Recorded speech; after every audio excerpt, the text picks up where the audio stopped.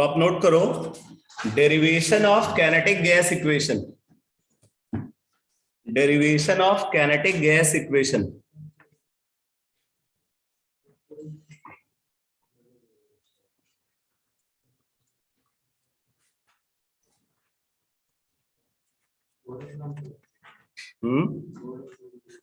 नहीं भाई, competitive exam के लिए। बोर्ड एग्जाम में इस तरीके के डेरिवेशन से क्या मतलब होता है? बस result result result. Derivation of kinetic gas equation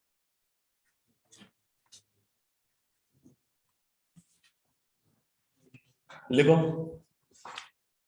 considering a cubical vessel, considering a cubical vessel with length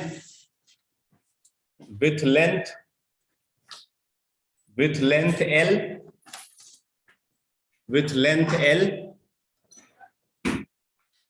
containing n number of molecules, small n, containing n number of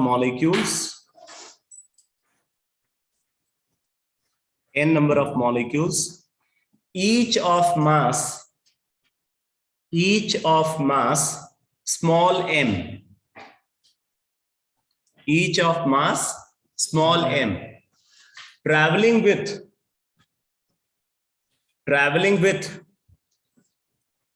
root mean square speed, traveling with root ROOT, वो root मत use कर लेना, ठीक है। Travelling with root mean square speed, travelling with root mean square speed, bracket में लिखना VRMS।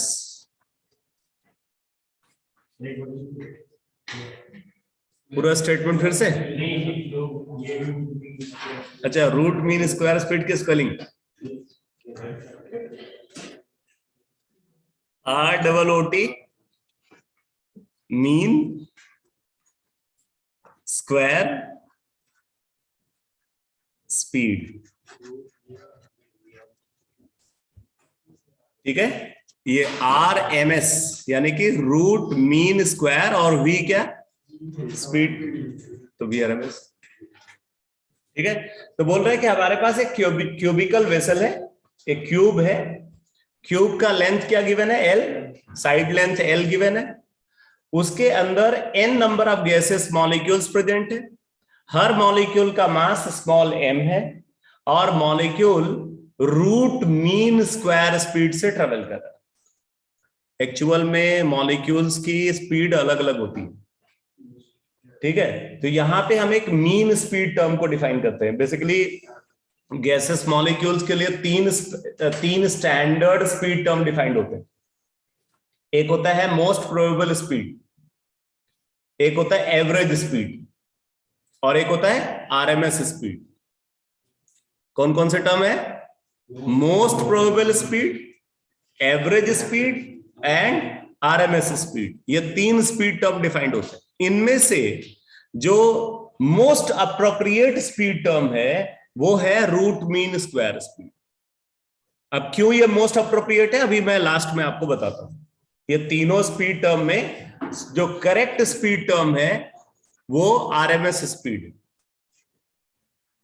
तो अब आप देखो, जैसे मान लो कि गैसेस मॉलिक्यूल जो है, अगर वो एक 3 डायमेंशनल पाथ को फॉलो कर रहा है, अगर वो 3 डायमेंशनल मोशन कर रहा है, तो 3 डायमेंशनल मोशन की सिचुएशन में हम कार्टेशियन कोऑर्डिनेट सिस्टम को अगर इस तरीके से डिफाइन करते हैं,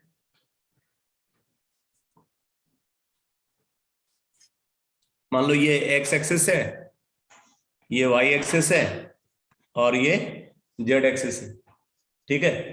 अब एक गैसेस मॉलिक्यूल है, हम एज्यूम कर रहे हैं कि ओरिजिन पे प्रेजेंट है, ठीक। अब यहां से वो गैसियस मॉलिक्यूल जो है वो 3 डायमेंशनली मूव कर रहा है, मान लो इस डायरेक्शन में मूव कर रहा है, तो इस डायरेक्शन में उसकी वेलोसिटी क्या है, VRMS।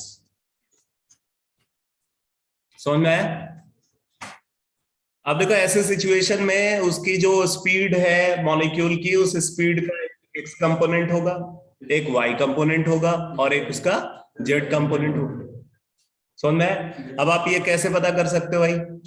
तो आपको क्या करना है, यहां से आप एक्स जेड प्लेन में अगर आप एक परपेंडिकुलर ड्रॉप करो, ठीक, एक्स जेड प्लेन में एक परपेंडिकुलर अगर आप ड्रॉप करो, मान लो परपेंडिकुलर यहां गिरता है, ठीक है, तो अब इसके करस्पॉन्डिंग जो है एक लाइन आप कंसीडर करो, ये जेड एक्सिस के पैरेलल, तो ये लाइन जो है एक्स एक्सिस को यहां पे इंटरसेक्ट करेगी, ठीक है। इसी तरीके से अगर हम एक लाइन एक्स एक्सिस के पैरेलल कंसीडर करें तो ये लाइन जेड एक्सिस को यहां पे इंटरसेक्ट करेगी।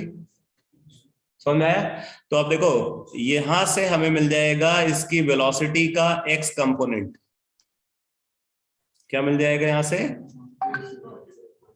एक्स कंपोनेंट ऑफ वेलोसिटी, मान लो ये वी एक्स है, क्लियर? इसी तरीके से इसकी वेलोसिटी का यहां से जेड कंपोनेंट मिल जाएगा, ये वी जेड है, ठीक है। ऐसे ही इसकी वेलोसिटी का एक वाई कंपोनेंट भी आएगा। हाँ, तो सेम सेम प्रोसीजर को आप वहां पे कंसीडर करोगे, तो इससे इसकी वेलोसिटी का वाई कंपोनेंट आ जाएगा। समझ में आया?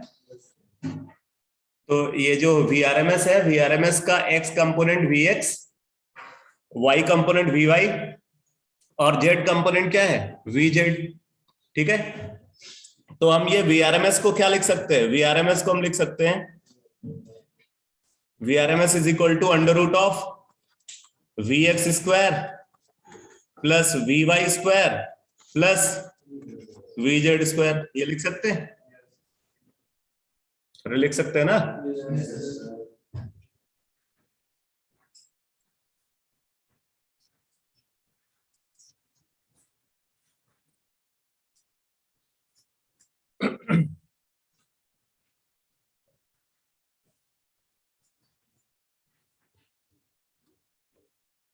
आगे बढ़े, नोट कर लिया सब कुछ? अब देखो, अब हम सर लास्ट पे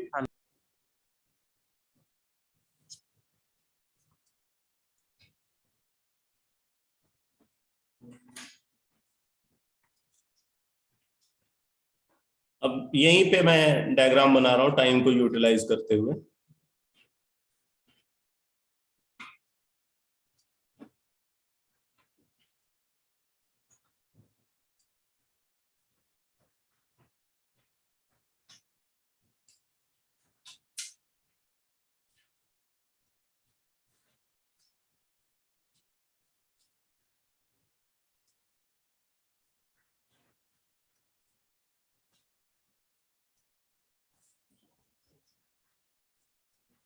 ये क्यूबिकल वेसल है, ठीक है। अब मान लो कि ओरिजिन जो है वो इस क्यूब का सेंटर है, ये वाला पॉइंट को हम कहां पे ले रहे हैं? क्यूब के सेंटर पे ले रहे हैं, ठीक है। अब यहाँ पे गैसेस मॉलिक्यूल प्रेजेंट है और वो गैसेस मॉलिक्यूल VRMS स्पीड से ट्रेवल कर रहे हैं। तो अब यहाँ पे सिंप्लिसिटी के लिए हम इसकी वेलोसिटी का एक एक कंपोनेंट को कंसीडर करते हुए एनालिसिस करेंगे, ठीक है। तो हम ये बोल सकते हैं कि अगर ये गैसेस मॉलिक्यूल इस क्यूब के उस फेस से कोलाइड करता है जो एक्स एक्सिस के अलॉन्ग लाई करता है, भाई दो फेसेस एक्स एक्सिस के अलॉन्ग लाई करेंगे, दो फेसेस यहाँ पे वाई एक्सिस के अलॉन्ग लाई करेंगे और दो फेसेस जेड एक्सिस के अलॉन्ग लाई करेंगे। ये बात समझ में आ रही है? तो ऐसे सिचुएशन में अगर वो मान लो कि एक्स एक्सिस के अलॉन्ग जो फेस लाई कर रहा है, अगर उस फेस से कोलाइड करता है, तो उस फेस से कोलाइड करते हुए वो कौन सी वेलोसिटी के थ्रू उससे कोलाइड करेगा? अपना Vx वेलोसिटी के थ्रू। ऐसे अगर वो y एक्सिस के अलॉन्ग वाले फेस से कोलाइड करेगा तो कौन सी वेलोसिटी से? Vy से। और z एक्सिस के अलॉन्ग अगर वो कोलाइड करता है तो Vz से कोलाइड करेगा, ठीक है। और इस गैसियस मॉलिक्यूल का मास हमने क्या बोला है? m, ठीक है, इसका मास m है। तो अब देखो क्या है कि ये गैसियस मॉलिक्यूल इस तरीके से मूव करता है और मान लो कि इस फेज से कोलाइड करता है। ठीक है, अब यहाँ पे अगर हम कोऑर्डिनेट एक्सिस को कंसीडर करें तो ये हो गया एक्स एक्सिस, ऐसे ही इधर जो है लाई करेगा क्या, वाई एक्सिस, और इधर लाई करेगा जेड एक्सिस।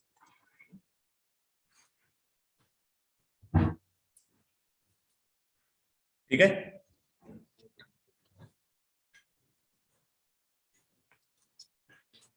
अब बोल रहे हैं कि ये गैसियस मॉलिक्यूल जो कि ओरिजिन पे प्रेजेंट है और vx स्पीड से ट्रेवल कर रहा है, vx स्पीड से ट्रेवल कर रहा है, और vx स्पीड से ट्रेवल करते हुए ये इस फेज से आके कोलाइड करता है। तो जब यहां से कोलाइड करेगा तो इस फेज पे ये मोमेंटम इंपैक्ट करेगा। वो मोमेंटम कितना होगा, mvx। फिर वो क्या होगा, यहां से रिबाउंड होगा, रिबाउंड होगा तो फिर सेम वेलोसिटी से, क्योंकि इलास्टिक कोलिजन हो रहा है, तो सेम वेलोसिटी से वो अपोजिट फेज की तरफ जाएगा। तो अपोजिट फेज से कोलाइड करने के लिए वो कितना डिस्टेंस ट्रेवल करेगा, एल डिस्टेंस ट्रेवल करेगा। एल डिस्टेंस ट्रेवल करके अपोजिट फेज पे जाएगा, फिर वहां कोलाइड करेगा, फिर वहां से रिबाउंड होकर के वापस आएगा और फिर इस फेज से कोलाइड करेगा। अगर हम ये एज्यूम कर रहे हैं कि उस कंटेनर के अंदर एक ही मॉलिक्यूल प्रेजेंट है, तो उस मॉलिक्यूल के साथ यही होगा। ठीक है, कि पहले वो एक्स एक्सिस के एक फेज से कोलाइड करेगा, वहां से रिबाउंड होकर के दूसरे फेज से कोलाइड करेगा, फिर वहां से वापस आएगा, फिर इस फेज से कोलाइड करेगा। तो दो सक्सेसिव कोलिजन के बीच में, सेम फेज के साथ दो सक्सेसिव कोलिजन के बीच में वो मॉलिक्यूल कितना डिस्टेंस ट्रेवल करेगा, 12। एल यहां से गया, फिर वहां से कोलाइड होकर के वापस आए, तो 12 डिस्टेंस ट्रेवल करेगा, तो 12 डिस्टेंस ट्रेवल करके वापस इसी फेज से कोलाइड करेगा। नहीं, रेस्ट वेस्ट पे कभी नहीं आएगा, इलास्टिक कोलिजन हो रहा है तो लगातार यही काम करता रहे, इधर से उधर, उधर से इधर। 12 क्या, हाँ 12 डिस्टेंस वो ट्रेवल करेगा। ठीक है, दो सक्सेसिव कोलिजन के बीच में जो सेम फेज के साथ वो दो कोलिजन कर रहा है। अभी हम सिर्फ एक फेस के साथ है, एक एक्सिस के जो अलोंग जो फेसेस है उनके एनालिसिस कर रहे हैं। सिमिलर एनालिसिस वाई एक्सिस वाले फेसेस और जेड एक्सिस वाले फेसेस के साथ होगी, फिर हम ओवरऑल एनालिसिस करेंगे। ठीक है, तो आप नोट करो, लिखो incident momentum by gaseous molecule, by the gaseous molecule with the wall of container, with the wall of container, with the wall of container lie along x-axis, lie along x-axis, with the wall of container lie along x-axis। मान लो हम इसको PI से represent कर रहे हैं, I यानी कि incident, P किसके लिए, लीनियर मोमेंटम के लिए कंसीडर करते हैं, तो PI यानी कि इंसिडेंट मोमेंटम। तो दिस इज इक्वल टू क्या हो गया, mvx। mvx, अब आप नोट करो, रिफ्लेक्टेड मोमेंटम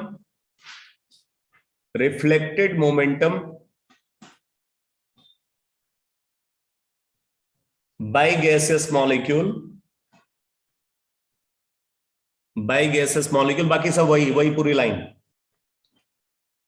ठीक है, by gaseous molecule with the wall of container lie along x-axis। PR क्या हो जाएगा बेटा, minus mvx।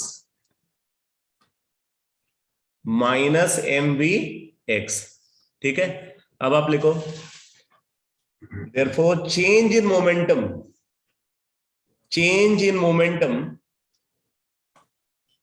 per collision, change in momentum per collision by the gaseous molecule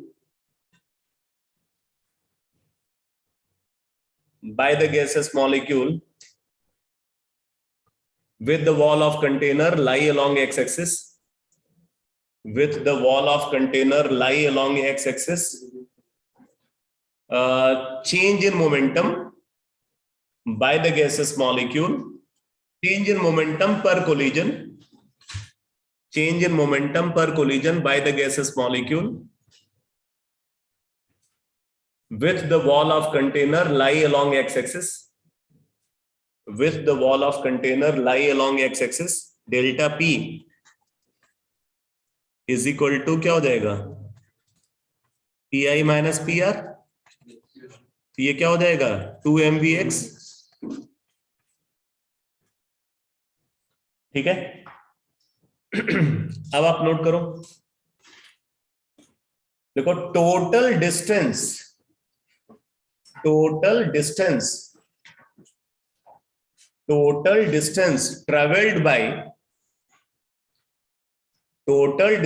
traveled by gaseous molecule, total distance traveled by gaseous molecule during two successive collision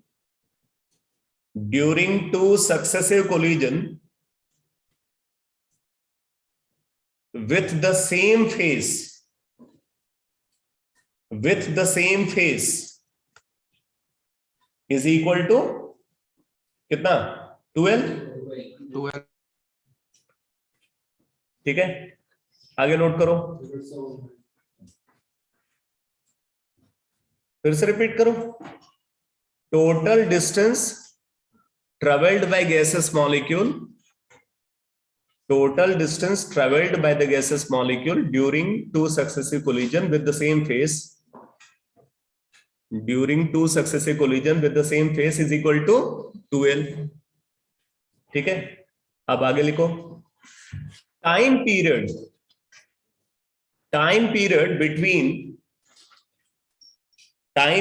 between two successive collision, time period between two successive collision with the same phase,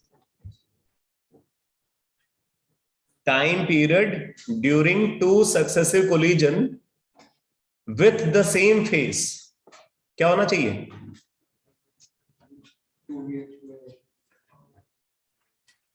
2L by Vx, basic बात भूल जा रहा है, तो 2L by Vx हो जाएगा, ठीक है। तो अगर हमें टाइम पीरियड पता चल गया तो फिर हम फ्रीक्वेंसी ऑफ कोलिजन निकाल सकते हैं, तो लिख लो therefore frequency of collision with the same phase, F is equal to 1 by T and this is equal to Vx by 2L।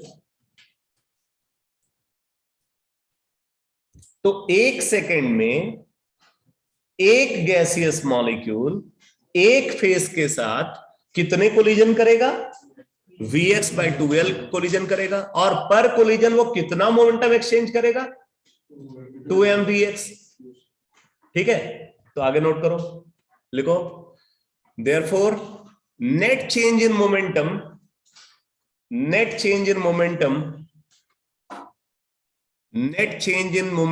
by a gaseous molecule, per second with the same phase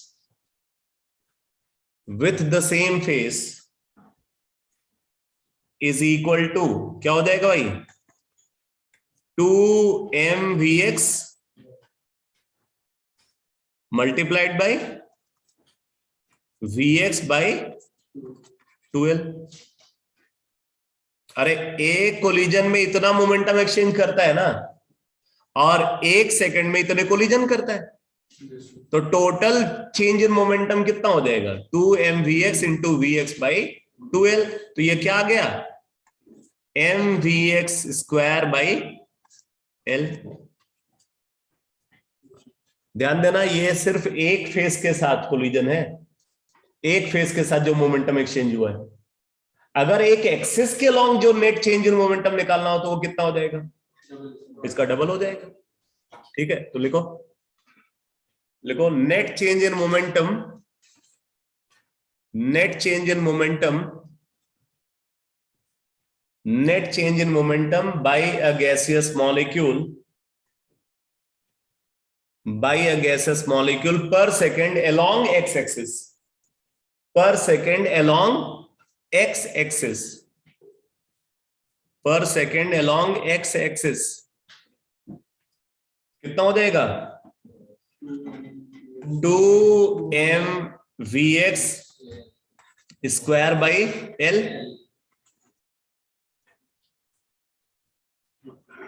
ठीक है, similarly, similarly total change in momentum, total change in momentum by a gaseous molecule along y-axis, total change in momentum by a gaseous molecule along y-axis per second is equal to 2mvy square by l, क्योंकि velocity वहां पे तो vy है ना। Similarly along z-axis, similarly along z-axis total change in momentum क्या हो जाएगा 2mvz square by L. ठीक है, तो अब अगर आपको तीनों एक्सिस के लॉन्ग चेंज इन मोमेंटम पता चल गया तो इससे net change in momentum by a gaseous molecule per second निकाल सकते हैं। लिख लो, लिखो, therefore net change in momentum, net change in momentum by a gaseous molecule per second, by a gaseous molecule per second is equal to क्या हो जाएगा 2m by l into vx square plus vy square plus vz square, ये लिख सकते हैं ना, और ये क्वांटिटी vrms स्क्वायर के बराबर है। ठीक है, तो this is equal to 2m by l into vrms square.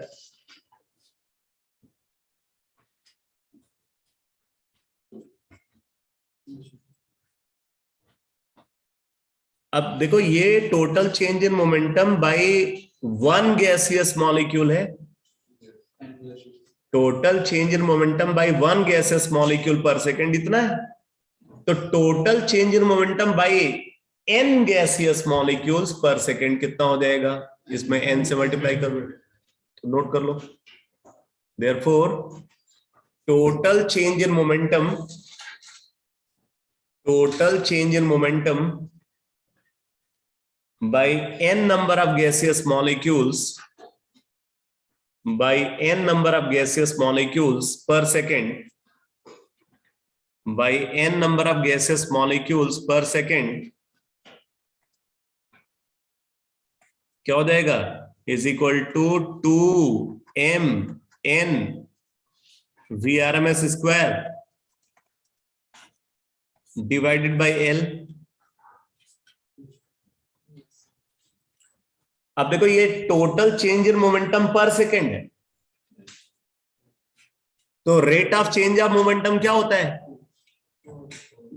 Force होता है ना। इसका मतलब लिख लो, therefore total force exerted by, total force exerted by gaseous molecule, total force exerted by gaseous molecule on the wall of container, on the wall of container F is equal to यही हो जाएगा 2mn vrms square by l एक एक बात समझ में आ रही है ना? ठीक है, तो ये फोर्स लगेगा, टोटल फोर्स। अब ये टोटल फोर्स टोटल एरिया पे लगेगा। टोटल एरिया क्या होगा? 6L², है कि नहीं? तो वो जो 6L² के बराबर एरिया है उस पे इतना फोर्स लग रहा है। तो फिर लिख लो, therefore total pressure exerted by gaseous molecule, total pressure exerted by gaseous molecule inside the container P is equal to F by A. So this is equal to 2mn Vrms square by L into 6L², है कि नहीं? तो अब अगर आप यहां पे देखो तो ये L³ क्या हो जाएगा? L³ क्यूब का वॉल्यूम हो जाएगा, ठीक है। और 2/6 क्या हो गया? 1/3। तो आप इसको क्या लिख सकते हो? This is equal to 1/3 mn Vrms square divided by V।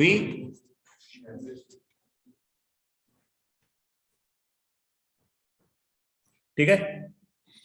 अब देखो, अगर 1 मोल गैस को हम कंसीडर करें, अगर हम ये जूम करते हुए कंटेनर के अंदर 1 मोल गैस का प्रेजेंट, तो लिखो if 1 mole of gas, अब गैस का मतलब परफेक्ट गैस, आइडियल गैस। अगर हम गैस की बात करें यहां पे, मतलब हम आइडियल गैस की बात करें, तो लिख लो if 1 mole of gas is present inside the container, if 1 mole of gas is present inside the container, then क्या होगा? PV is equal to RT, N1 है ना, PV is equal to RT and N is equal to Avogadro number of molecule किसके बराबर होगा? Avogadro number के बराबर होगा, ठीक है। अब देखो यहां से हमने निकाला था P is equal to 1/3 mn Vrms square by V। ये V को इधर ले गए तो क्या आ गया? तो PV जो कि किसके बराबर है? RT के बराबर है, is equal to 1/3 m, n की जगह पे क्या आ जाएगा? Na, ठीक है। Vrms स्क्वायर ये होना चाहिए,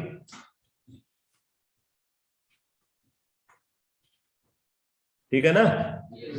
अब हम यहीं पे काम कर रहे हैं, 2 से मल्टीप्लाई कर रहे हैं और 2 से डिवाइड कर रहे हैं।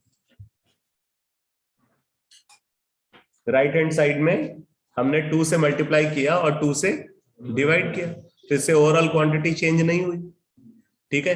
तो अब अगर आप देखो तो यहां से क्या आ जाएगा? RT PV is equal to RT and this is equal to 2/3 multiplied by, अब देखो इसको हम लिख सकते हैं Na into half m Vrms square, ये लिख सकते हैं,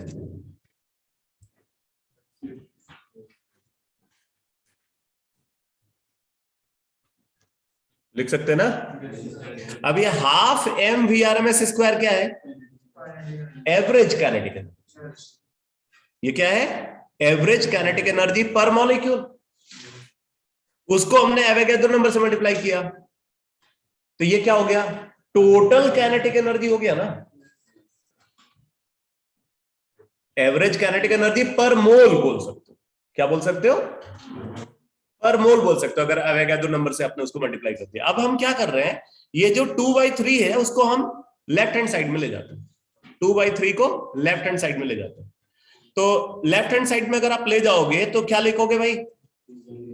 3/2 PV that is equal to 3/2 RT is equal to Na into half m VRMS square. ये लिख सकते हैं ना। तो ये जो क्वांटिटी है राइट हैंड साइड वाली, ये किसके बराबर है? एवरेज काइनेटिक एनर्जी पर मोल है। एवरेज काइनेटिक एनर्जी पर मोल किसके बराबर आया? किसके बराबर आया भाई? 3/2 PV या 3/2 RT के बराबर आया।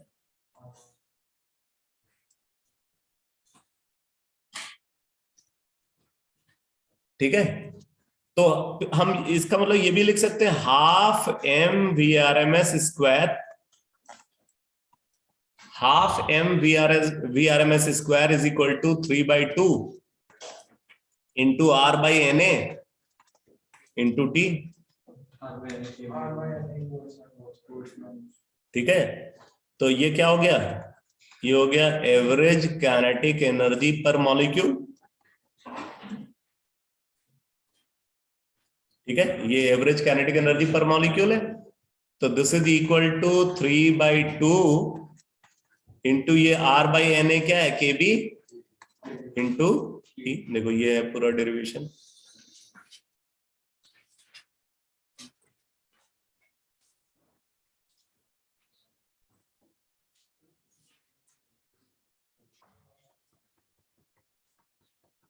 आ गया समझ में?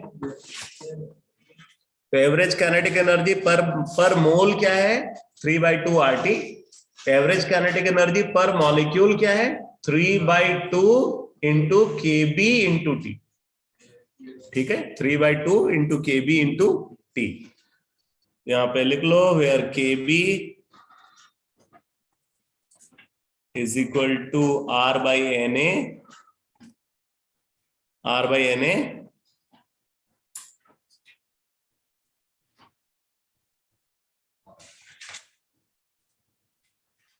is Boltzmann constant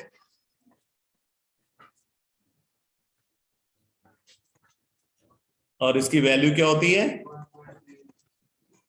1.38 into 10 to the power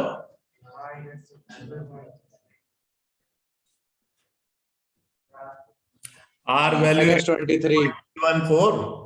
Na हो गया आपका 6.02 into 10 to the power 23 minus 23।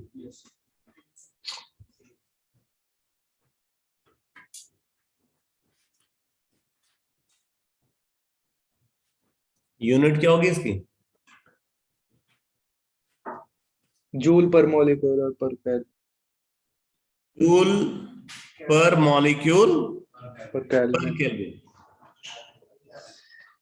Joule per molecule per kelvin, या बोल सकते हैं जूल पर केल्विन।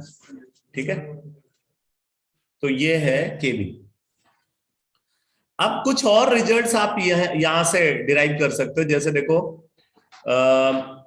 ये आ गया यहाँ पे, ये जो m इंटू NA है, m इंटू NA, इसको आप क्या लिख सकते हो? m mass of one gases molecule into NA mass of one mole gases molecule. तो वन मोल गैसेस मॉलिक्यूल के मास को क्या बोलोगे? मोलर मास बोलोगे।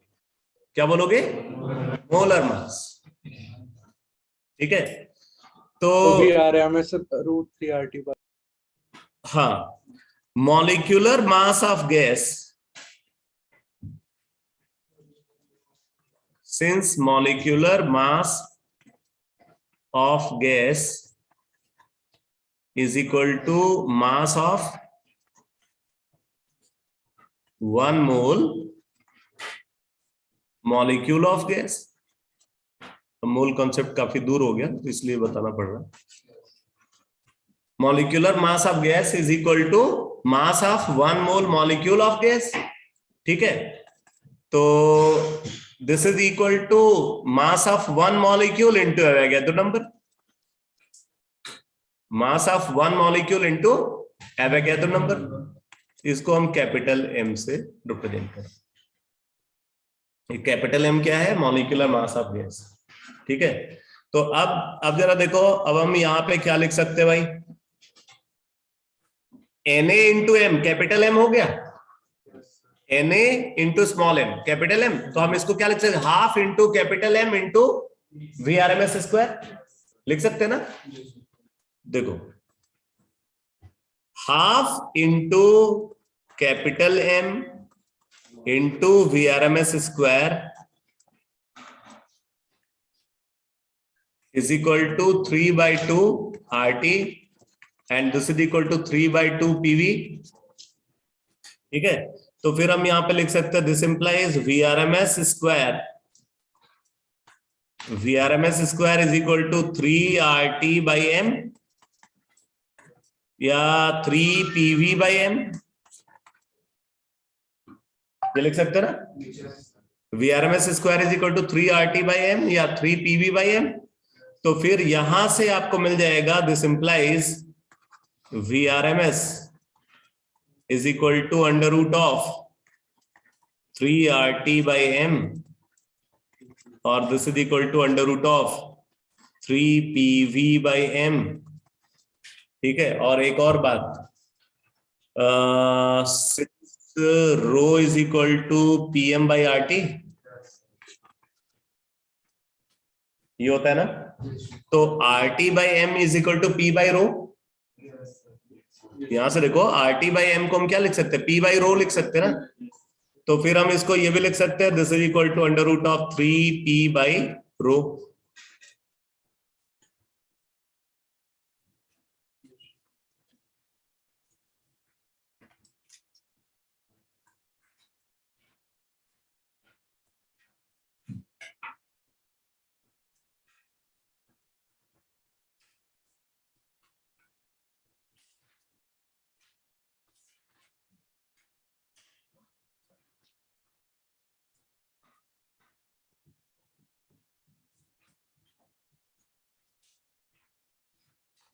अब आप लिखो डिफरेंट स्पीड टर्म्स, डिफरेंट, अगली heading speed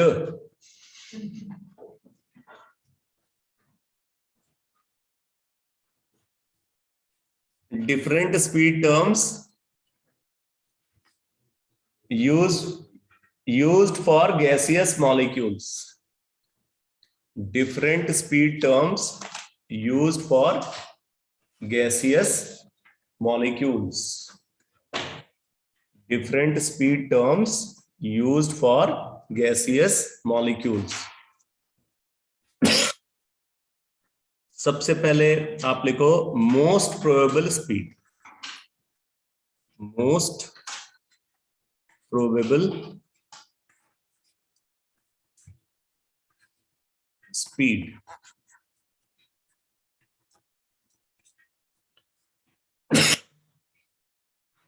most probable speed, इसमें लिखो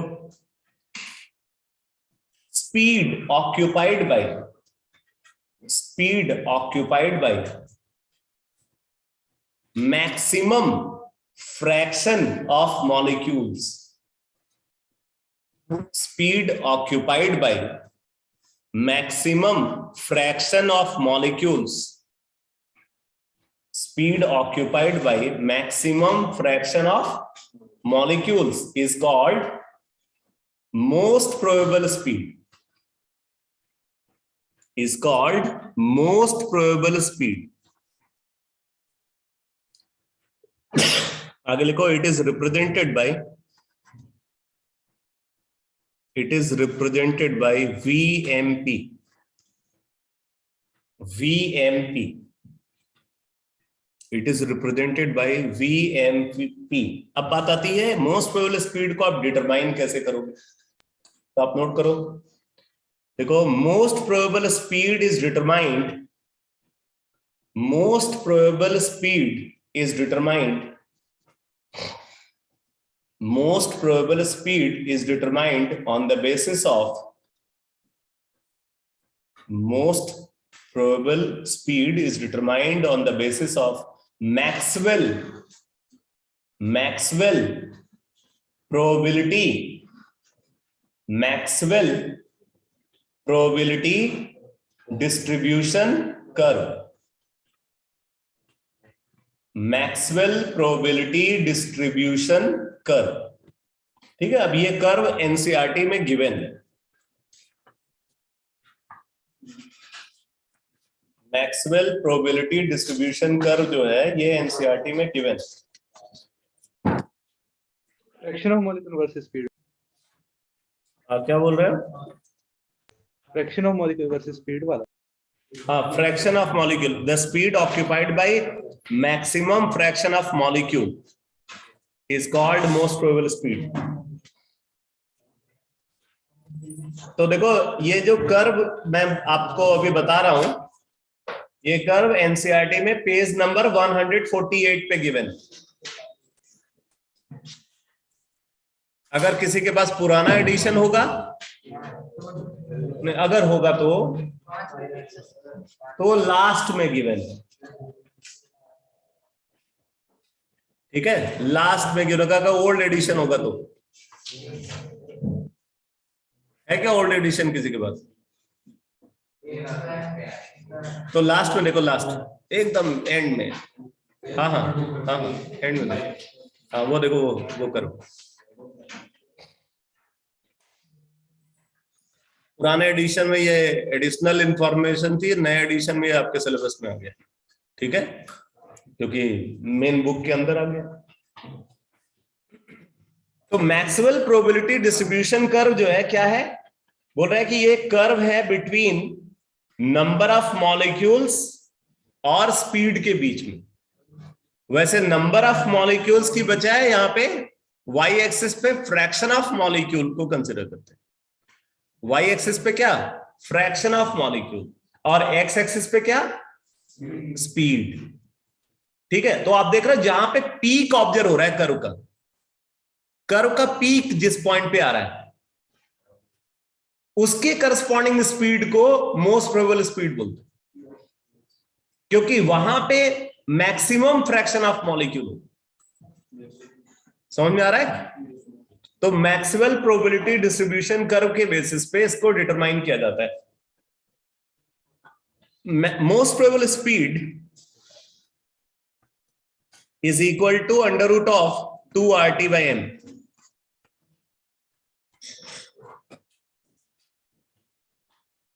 ये होता है। कोई डेरिवेशन, हर चीज का डेरिवेशन है, बट हर डेरिवेशन आपके सिलेबस में देखो।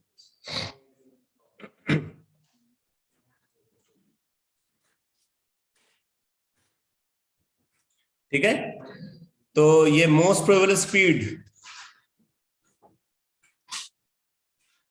कब ऑब्जर्व होती है? जब हम एक कर्व ड्रॉ करते हैं बिटवीन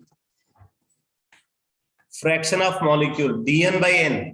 n मतलब total number of molecule, dn उसी का एक पार्ट। ठीक है, स्मॉल पार्ट। तो dn/n ये क्या हो गया? Fraction of molecule. ठीक है, कई बार ये ऐसे भी लिखा होता है, और ni/n टोटल। n टोटल यानी कि total number of molecule. ni ith speed को फॉलो करने वाले मॉलिक्यूल का नंबर। ठीक है, ith स्पीड को फॉलो करने वाले मॉलिक्यूल का नंबर। ठीक है, तो इस एक्सिस पे तो हम फ्रैक्शन ऑफ मॉलिक्यूल को ले रहे हैं, और इस एक्सिस पे क्या ले रहे हैं? उनकी स्पीड को। तो ऐसे सिचुएशन में अब देखो, no molecule is present at rest. कोई मॉलिक्यूल रेस्ट पे होगा क्या? कोई भी गैसेस मॉलिक्यूल रेस्ट पे नहीं होता। तो इसका मतलब है कि जीरो स्पीड को फॉलो करने वाले मॉलिक्यूल का फ्रैक्शन भी जीरो होगा। तो ये कर्व कहां से स्टार्ट होगा? ओरिजिन से स्टार्ट।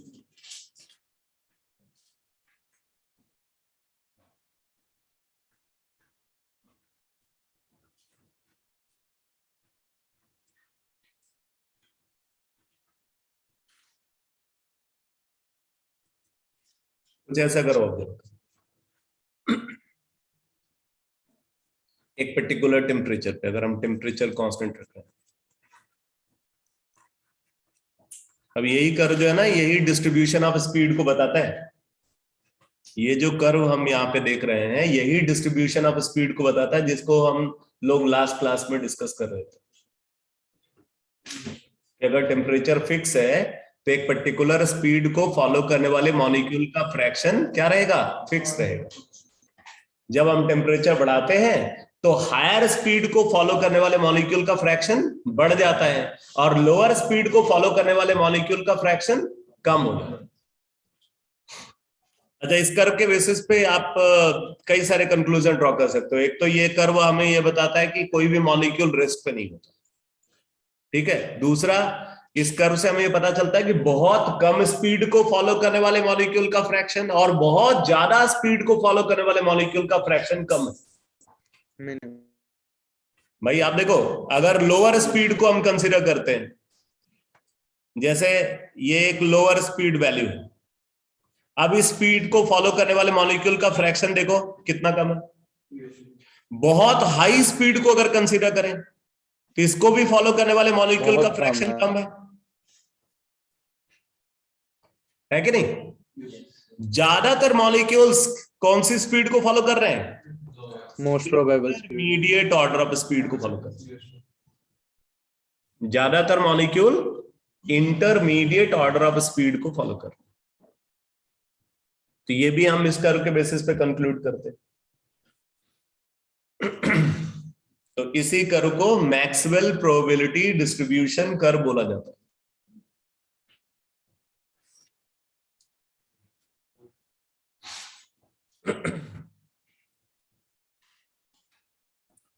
तो मोस्ट प्रोबेबल स्पीड क्या है, समझ में आ गया? समझ में आ गया ना? अब आप लिखो एवरेज स्पीड।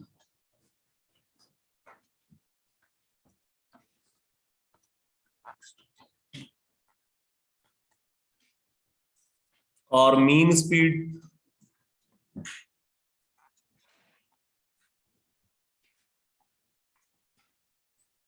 अब आप इसको वैसे ही कैलकुलेट करोगे जैसे आप कहीं भी एवरेज निकालते हो, ठीक है। जैसे मान लो कि एक गैसियस सैंपल है जिसमें n number of molecules present है, हर मॉलिक्यूल की स्पीड अलग अलग है।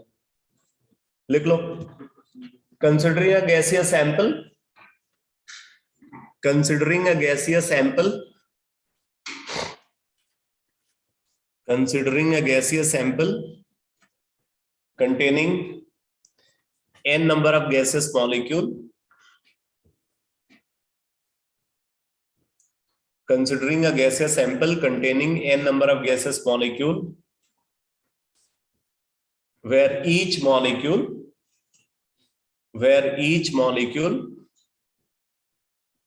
travels with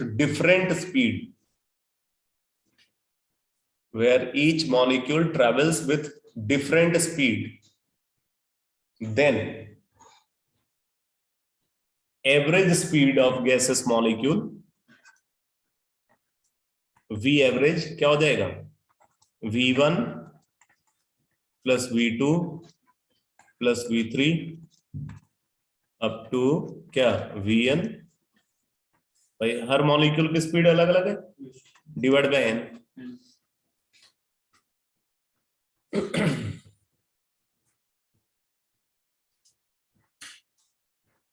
ठीक है। अब एक और सिचुएशन हो सकती है कि एक गैसियस सैंपल को हमने कंसीडर किया, वहां पे n1 नंबर ऑफ मॉलिक्यूल की स्पीड V1 है, n2 नंबर ऑफ मॉलिक्यूल की स्पीड V2 है, n3 नंबर ऑफ मॉलिक्यूल की स्पीड V3 है, एंड सो ऑन। ऐसे अलग अलग सेट है। हाँ, तो फिर उसके लिए भी वैसे एवरेज निकाल लेंगे। लिख लो दूसरा केस, लिखो considering a gaseous sample, considering a gaseous sample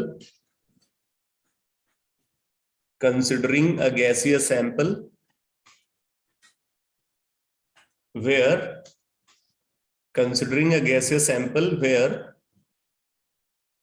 n1 number of molecule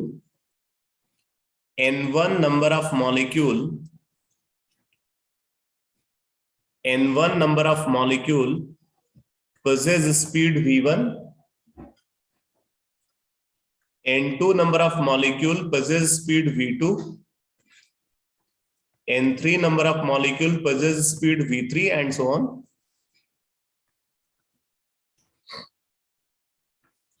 Then average speed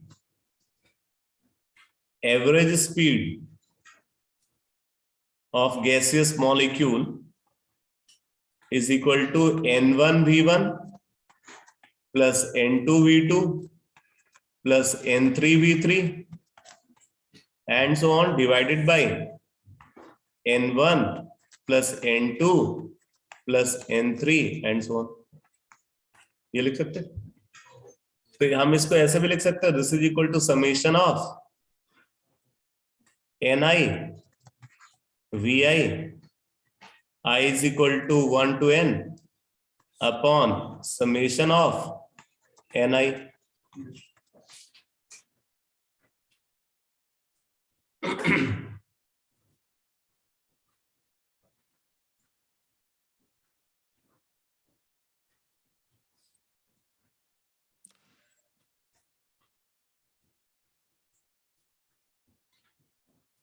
अगर हम एवरेज स्पीड को मैक्सवेल प्रोबेबिलिटी डिस्ट्रीब्यूशन कर्व के बेसिस पे डिटरमाइन करते हैं, तो इसका एक्सप्रेशन जो आता है उसको नोट करो, लिखो on the basis of Maxwell probability distribution curve, on the basis of Maxwell probability distribution curve,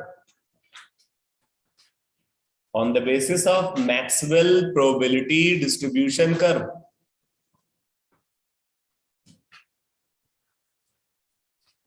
average speed of gaseous molecules is equal to under root of 8 RT upon pi m.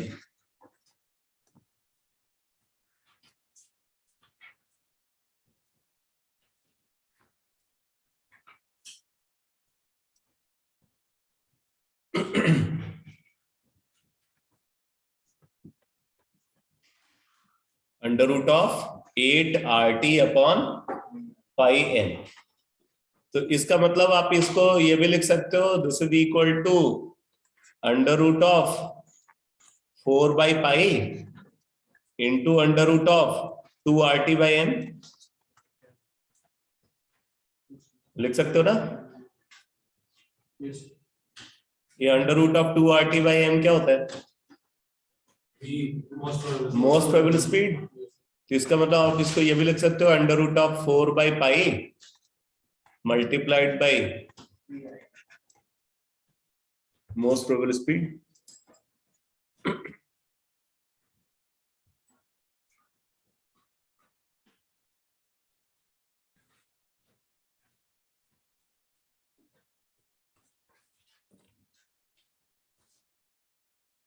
इसको आप exactly calculate करके देख लेना,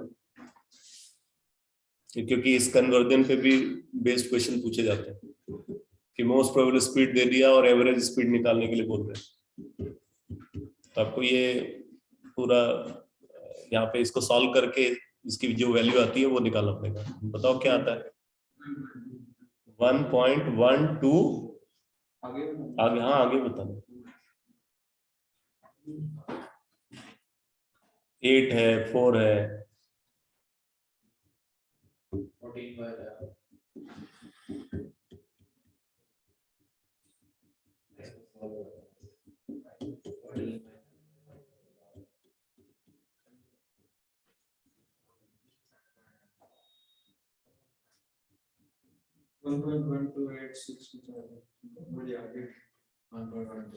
1.128 लिख लो। 1.128 into most probable speed, ये है average speed.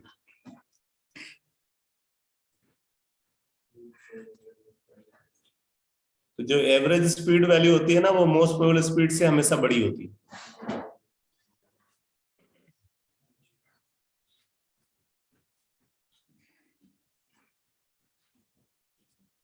इसको समझने के लिए यहाँ पे कुछ प्रेशर तो नहीं आ रहा है? नहीं आ रहा है ना? सब आराम से समझ में आ रहा है? चलो अब आप नोट करो, रूट मीन स्क्वायर स्पीड।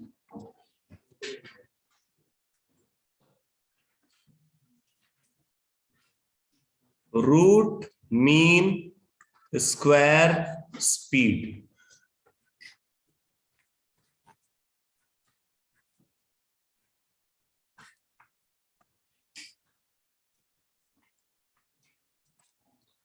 देखो, this is the most appropriate speed term for a gaseous molecule.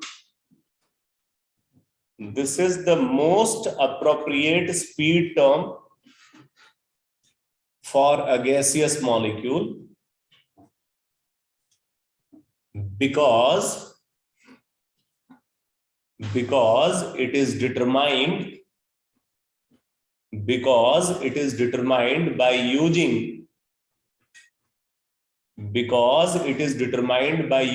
the law of equipartition of energy.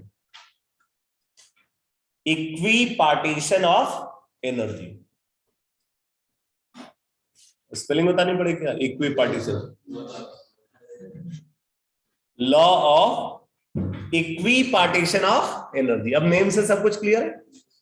Energy का इक्वल डिवीजन करते हुए हम इसको डिटरमाइन करते हैं, इसीलिए ये सबसे सही स्पीड टर्म है गैसियस मॉलिक्यूल के लिए। ठीक है, तो लिखो, एक सिचुएशन लिखो। देखो, कंसिडरिंग अ गैसियस सैंपल, नहीं एक डेरिवेशन बता रहा हूं कैसे आरएमएस स्पीड को निकालते हैं, एक्सप्रेशन इसका। Considering a gaseous sample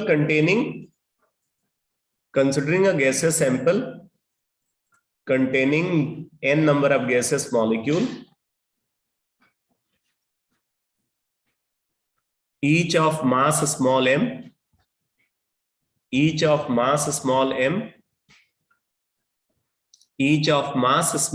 but traveling with different speed,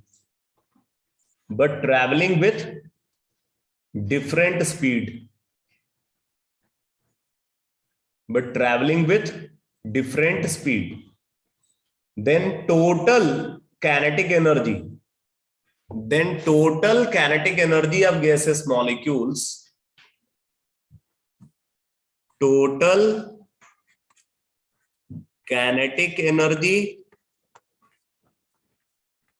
of gaseous molecules is equal to, क्या हो जाएगा, half m v1 square plus half m v2 square plus half m vn square. ये लिख सकते हैं ना। अब बोले कि ये जो टोटल काइनेटिक एनर्जी है, अगर इन मॉलिक्यूल्स के बीच में इक्वली डिवाइडेड हो, ये जो टोटल काइनेटिक एनर्जी है, अगर हम इस टोटल काइनेटिक एनर्जी को इन्हीं मॉलिक्यूल्स के बीच में इक्वली डिवाइड करें, तो फिर हम इसको क्या लिख सकते हैं भाई, n into average kinetic energy per molecule. लिख सकते हैं ना? अरे लिख सकते हैं कि नहीं? तो हम इसको लिखेंगे n into half m VRMS square.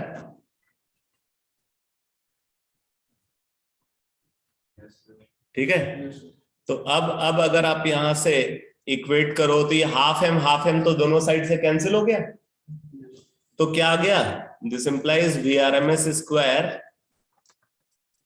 Is equal to V1 square plus V2 square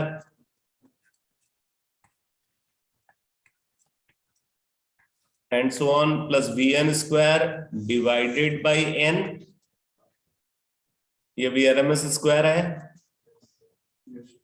ठीक है, तो VRMS क्या हो जाएगा, ये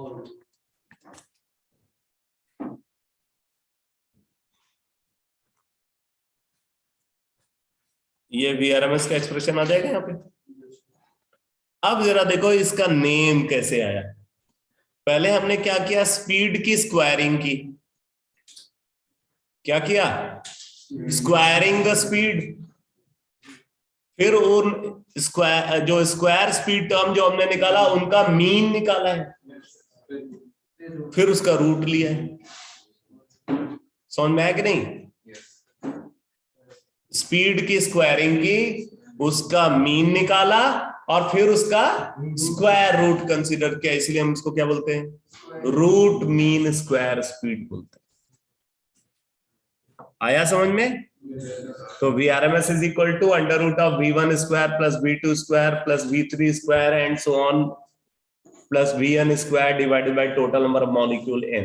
अब दूसरा केस भी हो सकता है कि N1 मॉलिक्यूल की स्पीड V1 है, N2 मॉलिक्यूल की स्पीड V2 है, N3 की V3 है। तो वहां पे क्या आ जाएगा इसका एक्सप्रेशन? वहां पे अगर आप इसका एक्सप्रेशन निकालोगे तो VRMS is equal to under root of N1 V1 square plus N2 V2 square and so on divided by N1 plus N2 and so on.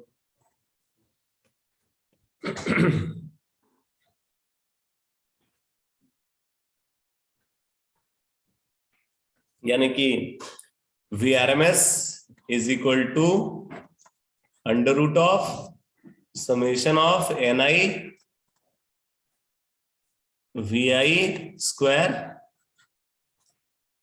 Divided by summation of Ni।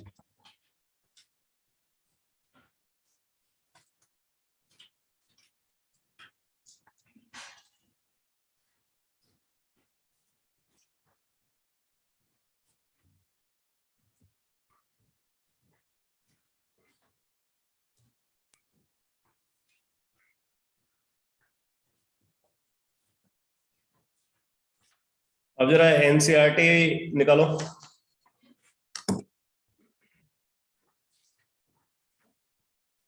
NCERT में देखो heading given है page number 147 पे, kinetic energy and molecular speeds. Kinetic energy and molecular speeds. अब इसमें देखो क्या बोल रहे हैं, molecules of gases remain in continuous motion while moving they collide with each other and with the wall of container. This results in change of their speed and redistribution of energy. ठीक है?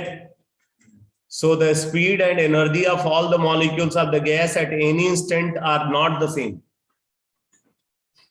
Thus we can obtain only average value of speed of molecules.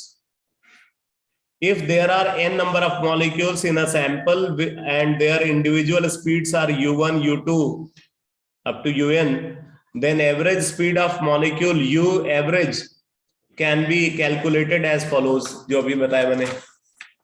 ठीक है, आगे बोला Maxwell and Boltzmann. Maxwell and Boltzmann have shown that actual distribution of molecular speeds depends on temperature and molecular mass of a gas.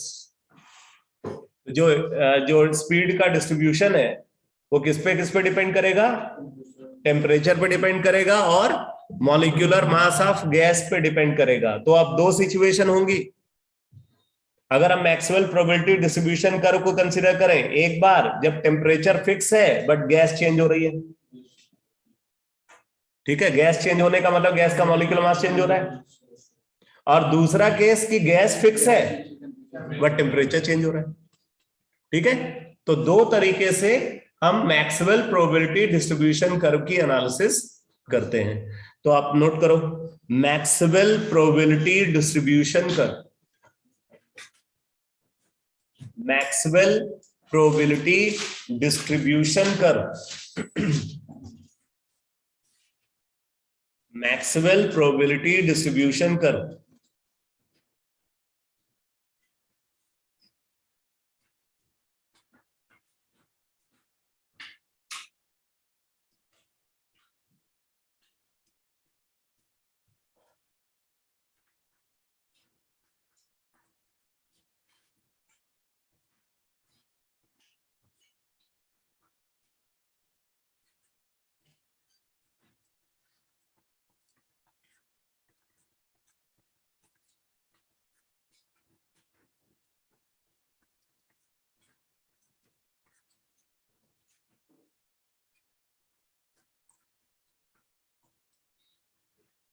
तो बाकी अभी जो RMS speed का expression हो तो आपको पता ही है क्या है, under root of 3RT/m, under root of 3RT/m।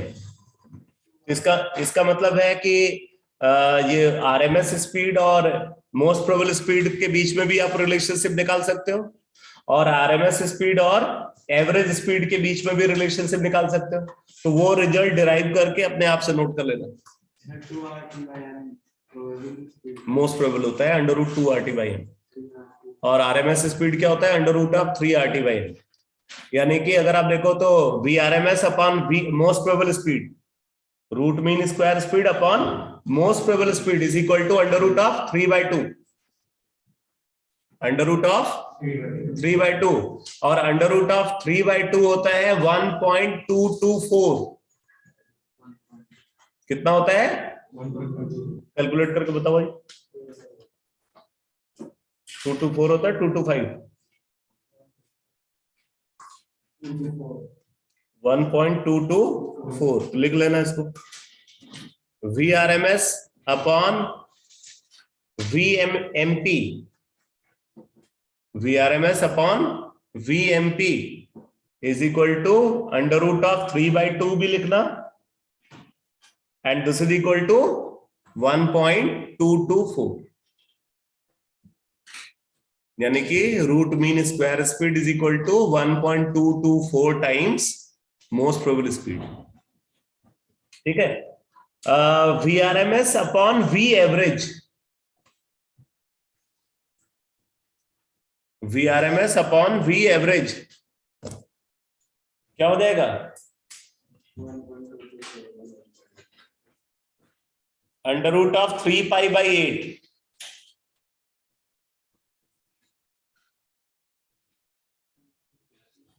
Under root of RT/n तो दोनों में है, कैंसिल हो जाएगा। तो अंडर रूट ऑफ 3π/8 लिख लेना, ये भी पूछा जा सकता है आपसे, यही एक्सप्रेशन पूछ लेंगे। V R M S upon V average is equal to under root of 3π/8। बाकी ये सॉल्व करके क्या आता है,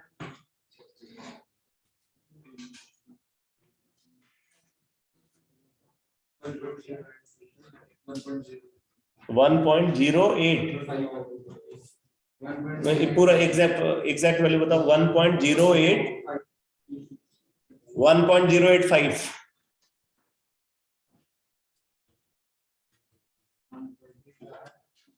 V R M S upon V average is equal to 1.085, and VRMS upon VMP is equal to 1.224, and V average upon VMP is equal to 1.128.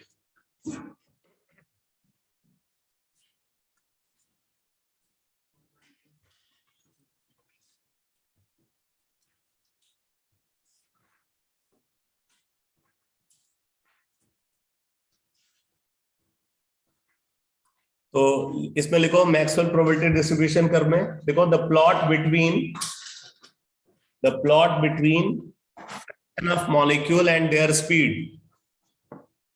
the plot between fraction of molecule and their speed, the plot between fraction of molecule and their speed is called, the plot between fraction of molecule and their speed is called Maxwell probability distribution curve.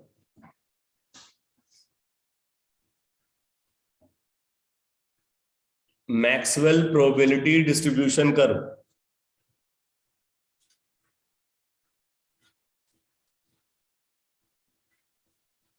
आगे लिखो this curve possesses following characteristic. This curve possesses following characteristic. This curve possesses following characteristic. First point लिखो, molecules having zero velocity, molecules having zero velocity have zero fraction. molecules having zero velocity have zero fraction. It means no molecule is present at rest. It means no molecule is present at rest.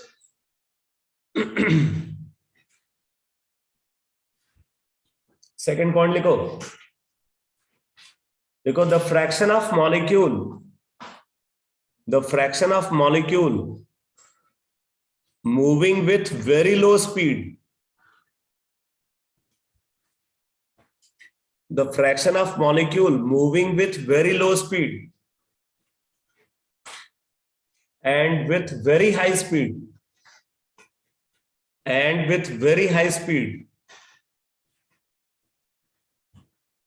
is low. ठीक है. बहुत ज्यादा speed को follow करने वाले molecule का fraction और बहुत कम स्पीड को फॉलो करने वाले मॉलिक्यूल का फ्रैक्शन क्या है? बहुत कम है. ठीक है. अगला पॉइंट लिखो. There is a particular speed which is possessed by maximum number of molecules.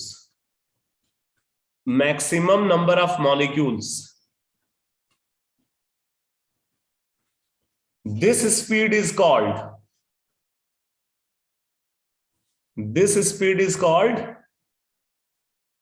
क्या? Most probable speed.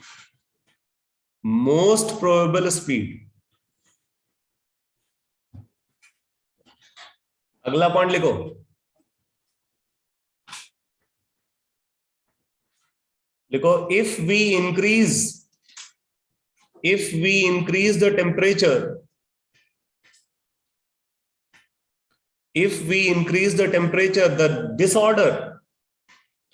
the disorder among the gaseous molecules increases. The disorder यानी कि randomness, वो entropy.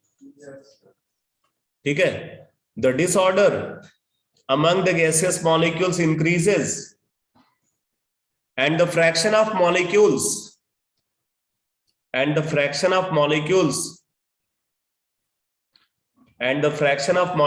possessing most probable speed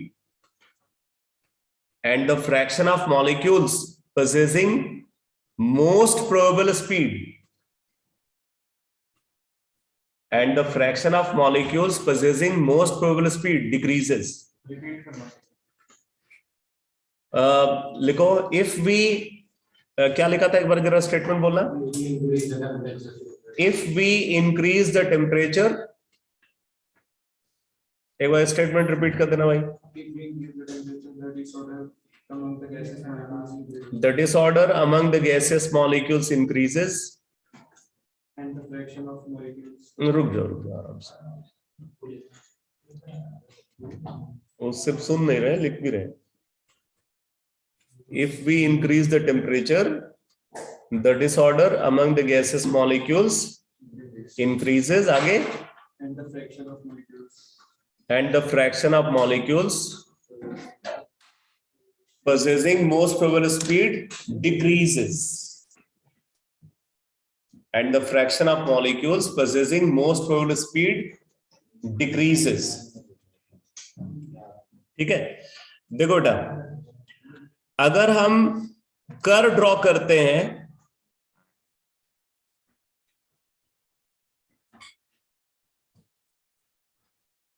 fraction of molecule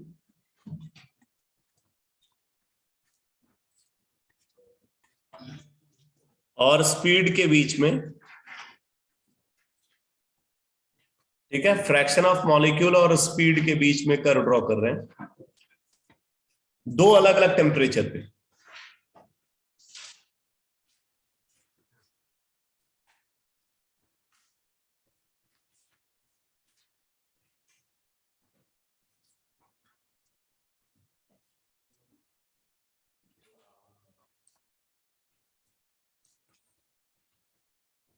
मान लो ये वाला curve हमने draw किया है एट टेम्परेचर T1, ठीक है, और दूसरा कर्व हम कंसीडर कर रहे हैं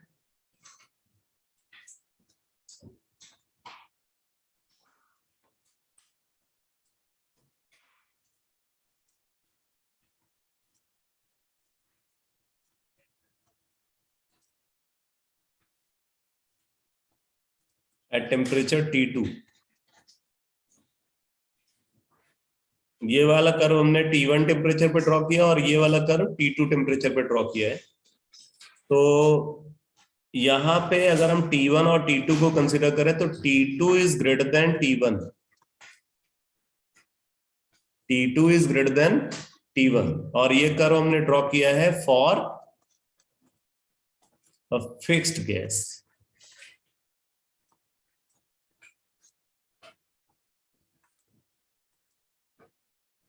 गैस फिक्स है, गैस फिक्स है मतलब गैस का मॉलिक्यूलर मास फिक्स है। तो अब देखो इसके बेसिस पे आपको क्या पता चल रहा है भाई, ये हाईएस्ट फ्रैक्शन है T1 टेम्परेचर पे, तो इस फ्रैक्शन के करस्पॉन्डिंग जो स्पीड होगी, इस स्पीड को क्या बोलेंगे, most probable speed at temperature T1, यानी कि VMP1।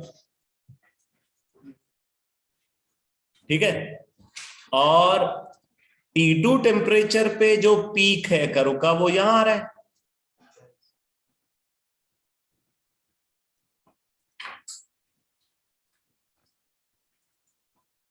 तो ये हो गया most probable speed at temperature T2 VMP2।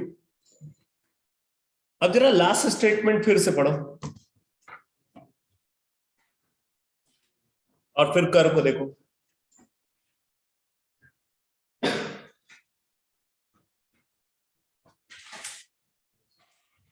क्या बोला गया कि अगर हम टेम्परेचर को इंक्रीज करते हैं तो मोस्ट प्रोबेबल स्पीड को फॉलो करने वाले मॉलिक्यूल का फ्रैक्शन डिक्रीज करता है। ठीक है, आप यहां पे देख सकते हो T1 टेम्परेचर पे फ्रैक्शन कितना है, यहां से मिलेगा, मान लो ये है F1। ठीक, तो T2 टेम्परेचर पे फ्रैक्शन कितना है, यहां से मिलेगा F2। तो आप देख सकते हो कि T2 टेम्परेचर पे जो मोस्ट प्रोबेबल स्पीड को फॉलो करने वाले मॉलिक्यूल का फ्रैक्शन है वो कम है in compare to T1 temperature पे जो मोस्ट प्रोबेबल स्पीड को फॉलो करने वाले मॉलिक्यूल का फ्रैक्शन। तो ये हम इस कर्व के बेसिस पे देख सकते हैं। तो ये सारी बात समझ में आ रही है अच्छे से?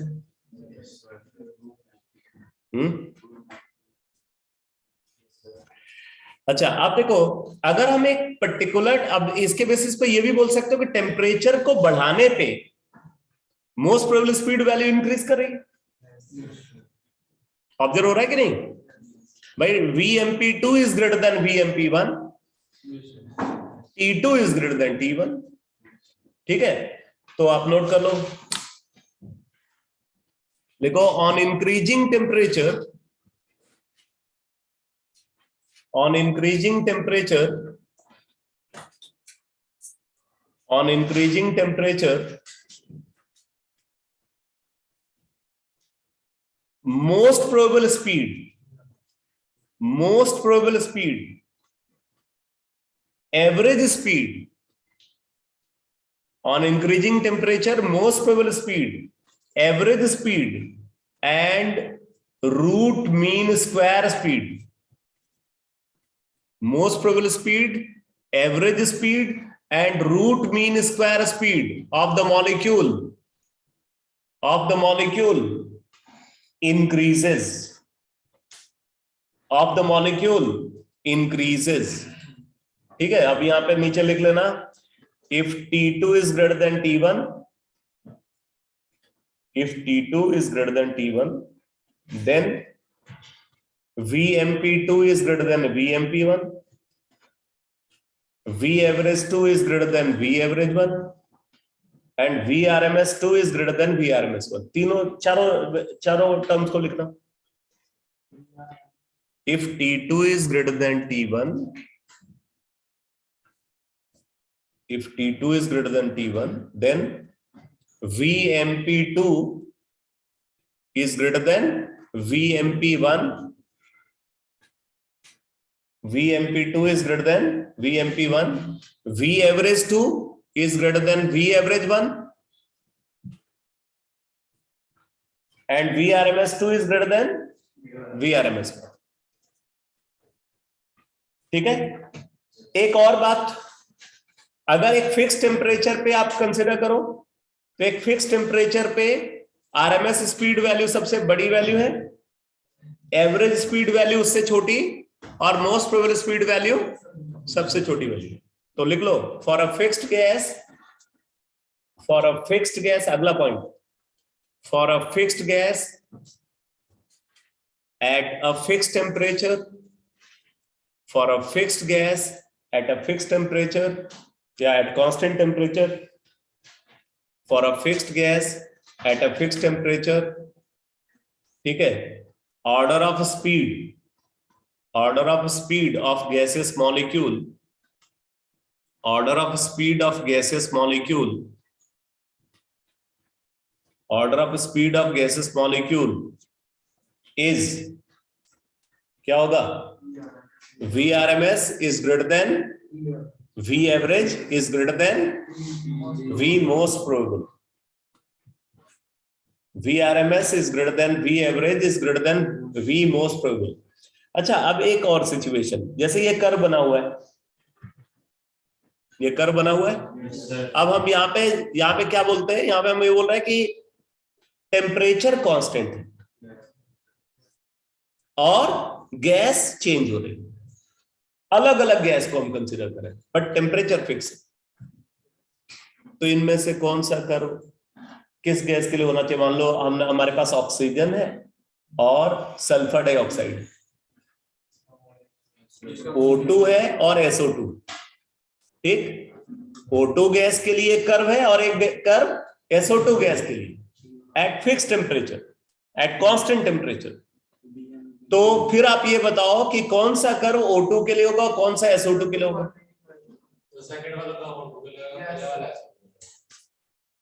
सेकंड वाला मतलब ब्लू कलर वाला, वो O2 के लिए और SO2 के लिए रेड कलर वाला। कैसे पता किया? हाँ, most probable speed is inversely proportional to square root of molecular mass of gas. Yes. है कि नहीं? Yes. Most probable speed is inversely proportional to square root of molecular mass of gas. तो molecular mass of SO2 is greater than molecular mass of O2. Yes. तो जिसका molecular mass ज्यादा होगा उसकी most probable speed value कम होगी। तो इसका मतलब है कि ये VMP1 जो है वो किसके लिए होना चाहिए? वो होना चाहिए VSO2 और VMP2 क्या होना चाहिए? VO2। एक और कर्व ऐसे ही अलग से ड्रॉ कर लो, ड्रॉ करो। नहीं बस अभी तुरंत, बस ड्रॉ करो। मैं नहीं ड्रॉ करने वाला हूं भाई, आपको ड्रॉ करना। आप 7th पॉइंट समझ लो, चाहे जो समझ लो।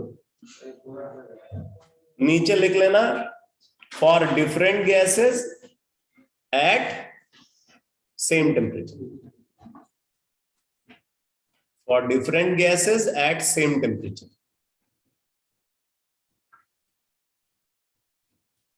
For different gases at same temperature. अब इसमें आप ये रेड कलर वाला करो, ये लिख लेना for gas A, general sense में रेड कलर वाला गैस ए के लिए और ब्लू कलर वाला गैस बी के लिए।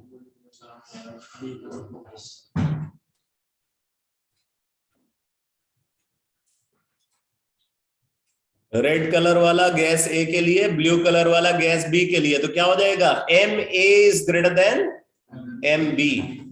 ये कंक्लूजन में लिख लो।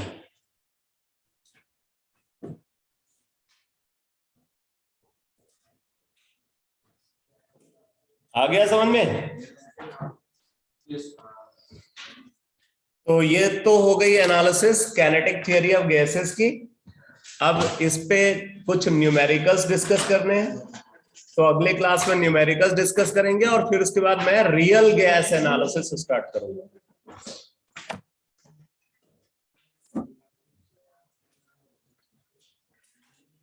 Good afternoon, sir. Good afternoon बेटा।